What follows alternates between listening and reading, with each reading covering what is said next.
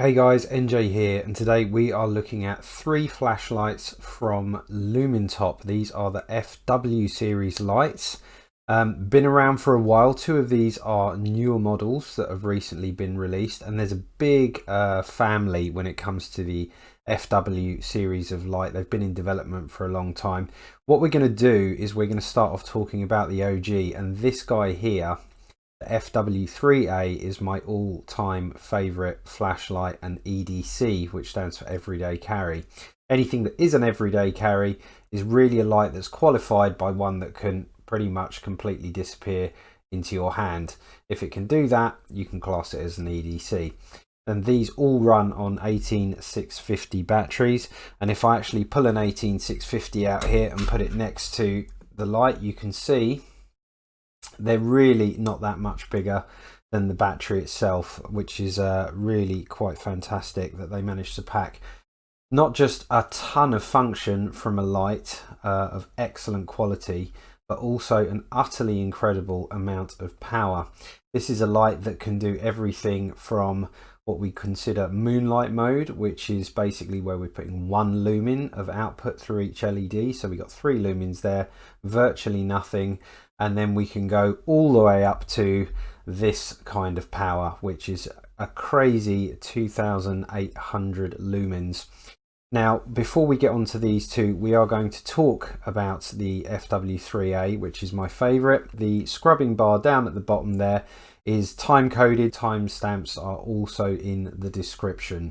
So the FW3A, this is a really interesting light for a number of reasons. It was actually developed by the BLF group, which is the budget light forums. Lumintop, the light manufacturer, turned around to them and said, look, you guys design the light, you come up with your perfect EDC and we'll put it into production. We'll sort something out, we'll finalize the design, and we'll do that.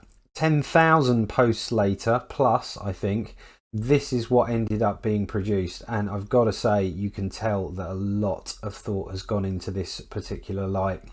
Now this, unlike the other light that I reviewed quite recently, in amongst a bunch of others, which was the EDC 18, this is the original, and it's from this that really this was born. This was more of a consumer friendly version, with a side switch version of this guy here, and it does much. It is actually the same driver, the same light output, and you remember how much I like this.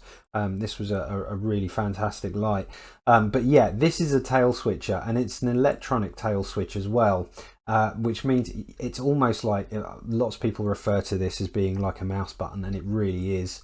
In terms of the clickiness of it, it's so nice and quick to operate. And when you have a flashlight like this, which has many different modes available by various different combinations of button presses, the fact that you have such a nice, it's ergonomic, it's pleasing to press, everything about that is just awesome. And it's obviously with the tail switch. The other thing I love, it's always easy to locate because of this taper. When you hold the torch, you always know which way round it is, and therefore it's very easy to get onto the tail switch. This skinny body also means that you can hold it like this in a tactical grip and then operate it as such. Now, one thing I mentioned was that this obviously puts out a ton of light. One of the byproducts of that, when you run a lot of current through these high power LEDs in a very small space, there's going to be a lot of heat generated, and when that heat is generated, it hasn't got a lot of places to go. Now it is the actual driver, everything has a thermal compound on it, and it is designed to dissipate to the aluminium body of the torch, and heat's meant to dissipate that way passively. But that won't stop this getting very toasty when you run it on turbo at that full 2800 lumens. Now that's not a problem. This does have a lot of clever protection in here, one of which is thermal protection. So when this gets to a certain temperature, something which is user definable, but by default that's around 50 degrees. When this eventually toasts up to about 50 degrees, the thermal protection will kick in, reduce the current, so that those LEDs will reduce in brightness, and the temperature will be maintained. But the nice thing with this versus something like the EDC 18, if this head gets very hot, this button requires a fair bit of force, enough where you need your finger on the other side here. Your hand is right where the hottest part of the torch is. I mean, you don't ever really need to run turbo for more than, you know, a few seconds. You just need to blast some light to look at something, and then you come out of turbo again. This is the bit that gets hot. With a tail switcher like this and being able to hold it in a tactical grip, that can get nice and hot, and really it takes a long time for that will thermal soak all the way down here. It will have stepped down long before that. So this never gets uncomfortable for me to use, even when I'm running it up at turbo. So that's the kind of the main reason why I really like this. I also love the design, the aesthetics. It's a beautiful piece of craftsmanship and design. And the way the optics work in this particular model, you have those 3 LEDs, high power LEDs, which are available in a bunch of different temperatures. Ones that are very white are very good at for that kind of floodlight effect and really give a lot of light output. But they're not very good at representing colours. The whiter the light, the less you get a natural idea of what the colours of things you're lighting up are. They tend to have a low CRI but a very white high brightness. And then you can go for things like an SST20 LEDs. It comes in that option as well if you want to do that. That's a much more natural light. It won't offer the same kind of, you know, wow factor brightness. It's still incredibly bright, but it will give a much more pleasing natural light to the eye, much less of a strain on the eye as well. The FW3A was obviously designed with this in mind, where you could change stuff out. It's very easy to change out not only the optics to different types of optics, but you can also change out the LED drive. You could change out whatever you want in this light quite easily. It's a very easy light to pull apart and modify. And in terms of taking it apart, it's all the threads on this are really beautiful. Everything screws down really smoothly. It's wonderfully machined, and when these arrive, they come pre-lubricated from the factory, so the O-rings are lubricated. They give you spare O-rings in the kit as well. You can see the driver there. If we were to twist off the top here, over the years there's a few things that have been revised. These now all come with a glass lens, the optic underneath. And then inside of here, this is where your 18650 goes, and then at the base, if we untwist that, you will see this is where the electronic switch is housed. Now some of the modifications you can do to this, you can add a wider flared tactical ring if you want more grip for that. You can swap out this. You can either remove this carry clip, which has lanyard holes on it, for something that is specifically just for lanyards without the clip, and there's also a deep carry clip, so one that will actually come further up, so the whole torch will go into the pocket if you want something like that. There's also a retaining ring, this black ring down in here, which is holding all the tail switch, the electronic tail switch into place, and the base. That can be removed, and you can swap this button out for a TURBOGLOW button, which is a very highly luminous glow in the dark button if you want to do that. One of the nice things you can do also when it comes to that TURBOGLOW stuff is you can get a TURBOGLOW gasket which goes underneath the optic, and that will glow. This TURBOGLOW stuff is amazing. It glows for hours, but when you turn the light on, it will charge this stuff up, and you can get this in a variety of colors. I'll have a link in the description to this stuff. You can actually see I have the blue TURBOGLOW in here at the minute, and look, I've actually got one out here, so here's what those look like. This material is incredible stuff, but it really does glow up like nothing else I've seen. And in fact, if I use this light, I'll charge this up, and it'll also charge up the blue one under here. So if I just kill the studio light for a second, and then I'm just going to blast this with light, try not to blow the camera lens out too much, just for a few seconds, and then I'm going to go off. You can see just how much this stuff glows up. It's absolutely awesome stuff, and it just keeps glowing for hours. So there's lots of nice little ways to customize your FW3A. Really beautiful light, and as I said, it is just hands down my favorite. And with this particular optic, when you have the LEDs very close to the top like this, to the face right at the top of the torch, and this particular optic that comes by stock is slightly frosted, what you end up with is basically a pocket floodlight. This is designed to just light up everything around you, so it won't throw light very far into the distance, although it does that pretty damn well anyway, just by brute force with 2,800 lumens, which is just crazy. The main purpose of this is it will just be a flood, and it will I mean, if I turn this on, you can kind of see from the beam pattern here, you can see lights actually spilling out here, so it's almost dropping right at your feet when you actually turn this on and start cranking the brightness up. There are many options when it comes to using this, in terms of it being able to ramp, in terms of the different types of mode that it has, like bike flash is one of my favorites. I think I've got that in there. Let's turn that down a bit so you can see, if you're using this on your bike, you can have a flasher, an intermittent flasher in between the consistent light that you can adjust the brightness of. There's loads of crazy modes in there. There's a super fast strobe you can use to make a spinning fan stop. There's loads of stuff. The firmware is called Anduril, and that was programmed by a lady that has the handle Toy Keeper. She's done an incredible job to get so much functionality out of a single button. Really quite incredible. So yeah, that is the FW3A. I just can't recommend this light enough. It is absolutely brilliant. And yeah, links in the description for that one if you want to pick it up. Retails for around $35. Yeah, it's an absolutely awesome light. Huge recommend from me. Of all the lights, you know, I have, this is just hands down my favorite.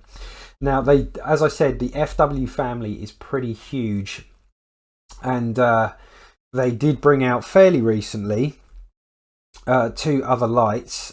This is the FW1A. So FW3A, FW1A, FW3A, 3 LEDs. FW1A has, unsurprisingly, 1 LED, and we've got something different going on here. You'll probably notice that these guys are slightly different in size. We've got the head of the torch is longer here, and what's happening is this is a different kind of approach. So this has a much deeper set single LED, and then this is an orange peel reflector. Now what this is designed to do is give you more of a combination beam. So instead of having a really floody light that just chucks loads of light out in all directions, what this does is try to combine having some flood but also having a very hot center point, so the hot spot, as it's called, from the beam pattern. And this is easier to show you here. If I actually just turn this one on, I'll show you exactly what I'm talking about. So if I ramp this up a bit, you'll see now we've got a really super bright hot spot here, and then from here to here we call this the spill. This is the bit that will light up everything around you when you're walking, and this hot spot, this is the bit that disappears, projects off into the distance and lights up things further away. This is called the throw from the hot spot. So this particular light here, this is the FW1A. This one's the FW1A Pro, but the 1A, this is 1200 lumens, so it's less light output than the crazy 2800 lumens, but this one actually throws further than this one, even though it has less light output. And the reason for that is this combination beam. The way that they've used this deep reflector and single LED means that a lot of the energy of this light is focused off into the distance, straight down the center here, but then there is also this useful spill. And the orange peel, you can see that kind of, if I just roll that, you can see it's kind of orange peel. You'd have two types of reflector, well, there's a bunch, but generally speaking, you have this orange peel reflector which helps smooth out that transition between the hot spot and the spill, and it also just chucks a little more into the spill.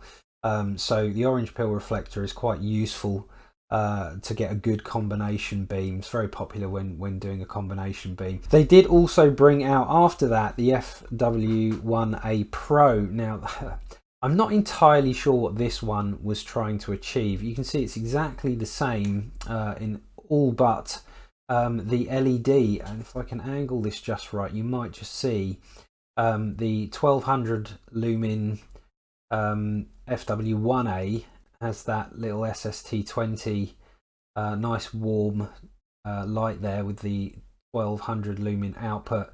And then this guy, the Pro, this has 3500 lumens, I think, so even more than this guy from a single LED.